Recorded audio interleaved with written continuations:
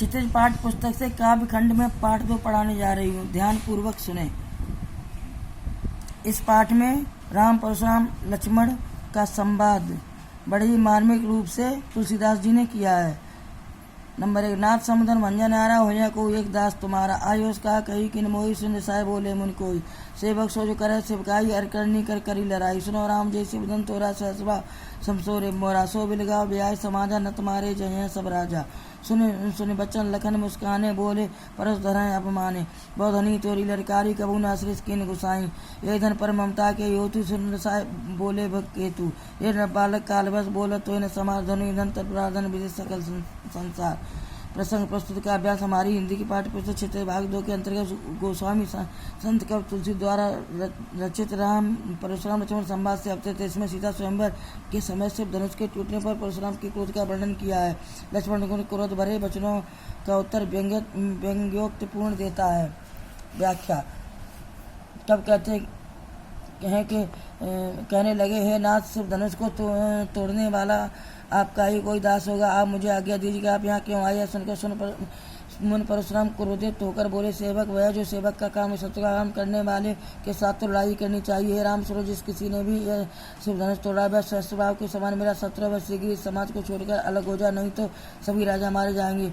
उनके ऐसे वचन सुनकर लक्ष्मण जी मुस्कुराते हुए परशुराम जी का अपमान करते हुए बोले, हे गोसाई, बचपन में हमने बहुत सी धनुइयाँ तोड़ डाली, किंतु आपने कभी भी ऐसा क्रोध नहीं किया, पर इस धनुष पर आपकी इतना ममता क्यों है। यह सुनकर भगवंश के ध्वजास्वरूप परशुराम जी क्रोधित होकर कहने लगे, अरे राजपुत्र, तुम काल के बस में इसलिए सोच समझ कर नहीं बोल रहे। विश्वविख्यात यह सिर्फ धनुष क्या धनुष के समान है। दूसरा, लखन का हमरे जाना सुनो देव, सब धनुष समाना का छतलाभ जून धन तोरे देखा राम नयन के बोले, चुवट टूट रघुपति न दोषो सुन काज करिए कतरोसु, बोले चित परस की गोरा रे सर सुनो स्वभाव न मोरा, बालक बोले बंधो न तो ही केवल मुंजर जाने मोई, बाल ब्रह्मचारी यत कोई विश्व विदित क्षत्रिय कुल दोई, भुजबल भूमि भूपिन किनी विपुल बार मय देवन दीनी, सहस्रभाव भुज छेदन हारा परस विलोक मही कुमारा, मात पिता जन सोच बस करस मही किशोर, गर्भन के अरबक दलन परस मोर अतिघोर।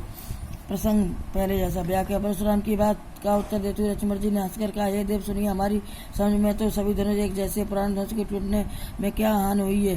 श्री रामचंद्र जी ने तो इस नए के धोखे में देखा था, यह तो छूते ही टूट गया, इसमें श्री रामचंद्र जी का कोई भी दोष नहीं है। मोने आप बिना किसी कारण के किस लिए क्रोध कर रहे। परशुराम जी अपने परसे की ओर देखकर बोले, अरे दुष्ट, तूने शायद मेरे स्वभाव के बारे में नहीं सुना, मैं तो बालक जानकर नहीं मार रहा हूँ। अरे मूर्ख, क्या तुम मुझे निरा मुनि ही जानता। मैं बाल ब्रह्मचारी, अत्यंत क्रोधी हूँ, क्षत्रिय हूँ तथा अपनी भुजाओं के बल से मैंने कई बार पृथ्वी को राजाओं से कर दिया, उसे ब्राह्मणों को दे डाला। राजकुमार सहस्रभाव की भुजाओं को काटने वाले मेरे फरसे को देखा। अरे राजपुत्र, तू अपने माता पिता को सोच के बस में न कर, अर्थात चिंता तो न करे। मेरा फरसा बड़ा भयानक है, वह गर्मी में पल रहे बच्चे का भी नाश करने वाला है। अगला। व्यस लगन बोले, मृदवानी अहि अहो मुनीष महावट मानी, पुन पुन मोह दिखाओ कुठारू, चहत उड़ावन फूक पारू, यहाँ कुमड़वतियाँ को ना जे तर्जनी देख मर जाएंगे, देख कुठार सरासन माना, मैं कुछ कहत सहत अभियाना, वृक्ष समुझ जनेऊ बिलोकी, जो कुछ कहूँ साओ रिस रोकी, सुर में सुर हरजन रुगाई, हमरे कुल पर न सुहाई, बंदे पाप कीरत हारे, मार तू पाप परी तुम्हारे, कोटि कुल सम बचन तुम्हारा, व्यर्थ धर्म धन मान कुठारा। अंचुत कहूँ क्षमो महामुन धीर, सुन सरल वंश मन बोले गिरा गंभीर। प्रसंग पहले जैसा। व्याख्या। लक्ष्मण जी हंसकर मधुर स्वर में बोले, हे मुनीश्वर, आप तो अपने आप को बहुत बड़ा योद्धा समझते, इसलिए मुझे बार बार कुल्हाड़ी दिखा रहे। आप तो भूख से पार होना चाहते। यहाँ कोई भी काशी फल के समान छोटा कच्चा फल नहीं है जो अपनी तर्जनी उंगली को देखते ही मर जाता है। फरसे और धनुष बाढ़ देखकर ही मैंने अभिमान पूर्वक कहा था, आपको भगवंशी समझकर गोपवीत देखकर जो कुछ आप कह रहे हैं उसे मैं क्रोध को रोको सुन रहा हूँ। देवता, ब्राह्मण, भगवान के भक्त और गौ आदि पर हमारे कुल में वीरता नहीं दिखाई जाती, क्योंकि इन्हें मारने से पाप लगता है और इनसे हार जाने पर अपकीर्त होती है। इसलिए यदि आप मारें तो भी आपके पैर ही पड़ना चाहिए। आपका एक एक शब्द करोड़ों वज्रों के समान है। धनुष बाण और फरसा तो आप व्यर्थी धारण करते हैं। हे धीर महामुन, धनुष बाण और फरसे को देखकर यदि मैंने कुछ अनुचित कहा हो तो उसे क्षमा कीजिए। सुनकर भृगवंश परशुराम जी क्रोधित हो गंभीर वाणी में बोले। अगला। कौशिक सुरमन देव बालक कुटिल कालवश निज कुल घालक, भानुवंश राकेश कलंकु निपट रंको सबद असंकु, काल कवल भैया चनमाही कहो पुकार खोर मोय नाही, तुम हटको जो चहो उबारा, कह प्रताप बल रोष हमारा। लखन कहूँ मन सुने सहज तुम्हारा तुम्हें अक्षत को वर्ण पारा अपने मोह तुम आपन करनी बार अनेक मात वो वर्णी नहीं संतोषता पुण्य कच कहू जन रेसरो के दुसों सहे वीरवती तुम धीर अचोबा गारी देश न पावो शोभा सुर समर करनी करें कहे न जना भाई आप विद्यमान रह पाए रूप कायर कथा प्रताप प्रसंग पूर्वत। यहाँ व्याख्या यहाँ परशुराम जी गुरु विश्वामित्र को संबोधित करते हुए कहते हैं विश्वामित्र सुनो, यह बालक बड़ाई कुबुद्ध और कुटिला काल के वश होकर अपने कुल का नाश करने वाला बन गया। यह सूर्यवंशी रूपी चंद्रमा पर कलंक के समान, यह बहुत ही उद्दंड मूर्ख और निडर है। यह अभी पल भर में ही काल का ग्रास हो जाएगा। मैं पुकार कर कह देता हूँ बाद में मुझे दोष मंद है तो ये तुम इसके प्राण बचाना चाहते हो तो हमारे प्रताप के बारे में इसे समझा दो। यह सुनकर लक्ष्मण जी ने कहा, हे मुने, आपके सुयश का वर्णन आपके रहते भला और कौन कर सकता है। आपने अपने कार्यों का अपने मुँह से अनेक बार बहुत प्रकार से वर्णन किया, यदि इतने पर भी संतोष न हुआ तो फिर कुछ कह डालिए। अपना क्रोध रोककर असह दुख मत सहिए। आप वीरता का व्रत धारण करने वाले धैर्यवान शांत चित्त वाले हैं। गाली देते हुए आप शोभा नहीं पाते। सूरवीर तो युद्ध में वीरता के कार्य करके अपनी वीरता परिचय देते, केवल बात करके अपने को नहीं जानते। सत्य को युद्ध में उपस्थित पाकर कायर अपने प्रताप की निगाह मारा करते हैं।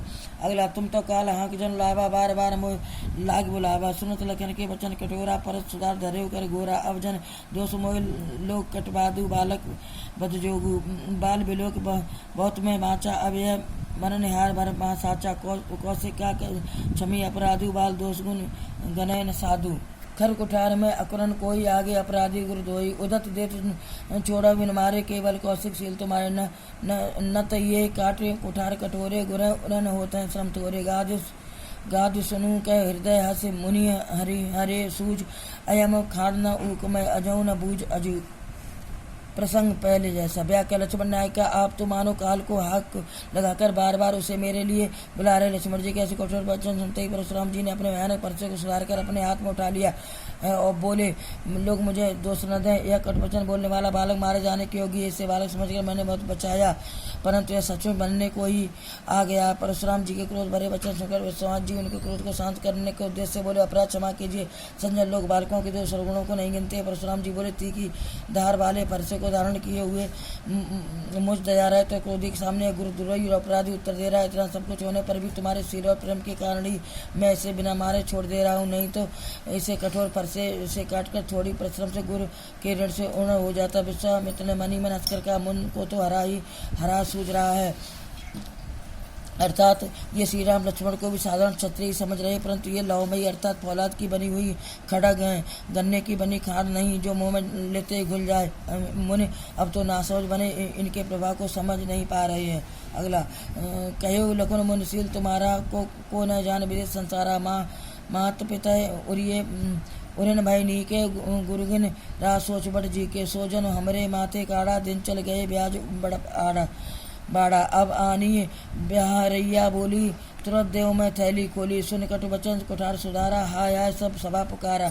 भगवर परस दिखावो मोई, विप्र विचार बचो नृपद्रोही। मिले न कबहू सुबट रनगाड़े, द्विज देवता घरे के बाड़े। अनुचित कहे सब लोग पुकारे, रघुपति सहने लखन बिच बारे। लखन उतर आओ सरे भर को किसान बढ़त देख जल सम बचन बोले रघुकुल भान। प्रसंग पूर्वत। व्याख्या विश्वामित्र जी की बात सुन लक्ष्मण ने कहा, है उन्हें आपके सिर को कौन नहीं जानता, वह तो संसार भर में प्रसिद्ध है। आप माता पिता से तो अच्छी तरह हो ही चुके हैं, अब गुरु का ऋण शेष रह गया जिसका दिल पर बड़ा बोझ है। मानो वह हमारे ही सिर निकाल रखा है। बहुत दिन बीत चुके हैं, इसलिए अब तो उसका ब्याज भी बहुत बढ़ गया हो। आप यदि किसी हिसाब करने वाले को बुला लाएं तो मैं तुरंत थैली खोलकर दे दूं। लक्ष्मण जी के ऐसे कड़े वचन सुनकर परशुराम जी ने अपना परसा संभाला। सारी सभा हाय हाय करके चिल्ला उठी। लक्ष्मण जी ने कहा, हे ब्रह्मश्रेष्ठ, आप मुझे बार बार परसा दिखा रहे, परंतु हे राजाओं के सत्र में ब्राह्मण समझकर आपको छोड़ रहा हूँ। शायद आपको कई बलवान और वीर योद्धा न मिले। हे ब्राह्मण देवता, आप घर में ही रहे में ही बड़े हैं, अर्थात अपने आप में ही बड़े योद्धा बने हुए। सुनकर सभा में उपस्थित सभी लोग चिल्ला उठे, अनुचित है, अनुचित है। तब रघुनाथ जी ने इशारे से लक्ष्मण को रोक लिया। लक्ष्मण के उत्तर से जो यज्ञ में आहुति के समाते परशुराम जी के क्रोध रूपी अग्नि को बढ़ते देख कुल के सूर्य श्री रामचंद्र जी जल के समान शीतल शांत करने वाले वचन बोले। बच्चों, शब्दार्थ पाठ में देखकर लिखें, प्रश्नोत्तर कल लिखवाएंगे।